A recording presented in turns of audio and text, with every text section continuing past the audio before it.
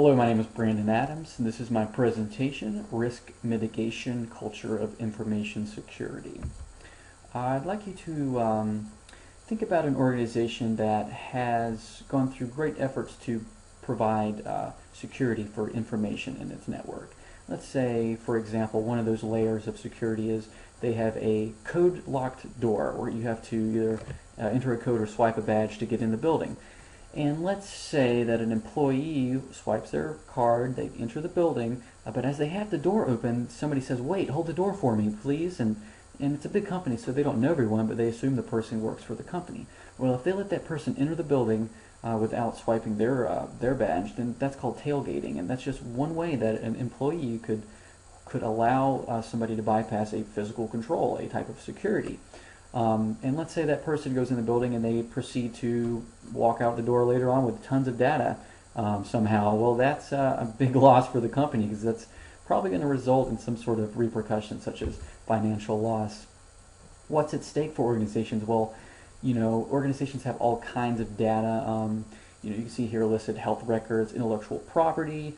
You don't want your clients' information like medical records to get out, or their financial information for sure, because like I mentioned, there's repercussions, and money is one thing, and that's usually the bottom line is affected for sure. But think about reputation and your brand, your brand name. Do people want to do business with you if they've heard that you aren't very secure with private information? So I've identified the threat that I'm really focusing on here is employees. Who are typically the weakest link in information security, and how do they do it specifically? Well, they have undesirable behaviors that they exhibit, such as certain activities on the internet, like with email, for instance, that might result in a virus being downloaded onto the network, or if they share passwords, if they leave their computers unlocked, they let people in the building without having to provide identification, things like that. Or how they cause incidents in security. A little bit of background on information security. In the past, organizations wanted to try to control it by giving it to the IT department. They said, this is your concern. And what did IT do? Well, they threw technology at it, because that's what technology people will do. And then over time, they realized that wasn't quite adequate enough, because there were enough incidents happening, and it was kind of gaining recognition as an issue, that privacy is really important, and our networks are vulnerable to exploitation. So you could see a number of years back the government starting to implement regulations. So it was the government and other specialized industries would implement regulations and standards trying to combat the problem of there being security breaches and things like that. So at the root of the problem, what makes users so risky? Well, what is it in them that specifically makes them do these behaviors? It could be apathy, it could be just ignorance, not being aware of risk types and that sort of thing. Usually I think you'll see that it's actually that the security measures and protocols and practices are getting in their way of getting their work done, because they may have a large workload or these deadlines that are fast approaching, and things get sacrificed.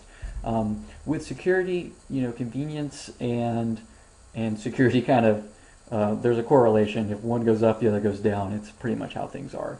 And so you can see where an employee might make shortcuts and create risk. And then very seldomly they intentionally cause sabotage and things like that, or they steal data. So with the problem identified and kind of the root causes, let's talk about solutions that are in effect. Technology, we've already mentioned it briefly, and how it's not really adequate, but that doesn't mean it's without merit. It's technology in the form of hardware and software really work well for the things they're designed to do or what they're intended to do. Like I gave you some examples here. Firewalls, that's hardware and software actually, and encrypted communication protocols, that's a type of software programmatic sort of thing that can be a control. But like in the example I gave you earlier, well actually this was an example in my paper, but technology is really vulnerable to certain things, like social engineering. If somebody conducts social engineering, which is like tricking users, then they've bypassed security controls. So the next logical step is thinking about user awareness training and making employees more aware of risk, and that's great. I really highly advocate training. It's really important, but the thing is, it has to be continual, and it depends upon other things like reinforcement or enforcement, and measurements, like conducting, I hate to say research, but research into how well are the training efforts, how well are they going, are they keeping us protected? And then I talk about enforcement. I mentioned that. There's positive and there's negative, and that's reward and punishment. And you can kind of see that, yeah, they would have benefits, but they can also have their downsides. For example here, punishment, it can create hostile work environments sometimes, and anxiety in employees. And you know, another thing about enforcement is whether it's good or bad, it has to be applied consistently to really have any effect. Because if you're not in applying this enforcement, then you know you're not strengthening your efforts in training and things like that. Business intelligence is kind of a little tricky to explain, but it's centered around metrics, and that's like kind of arbitrary ways to measure and quantify your success. So you just kind of decide on things that will be indicators of success, and you measure them, and you try to improve your processes, and you set goals and engage the success. But a lot of times managers aren't getting the right information to make decisions for business intelligence, and a lot of times these tools are really confusing and hard to understand. So those two reasons make it sometimes a little futile.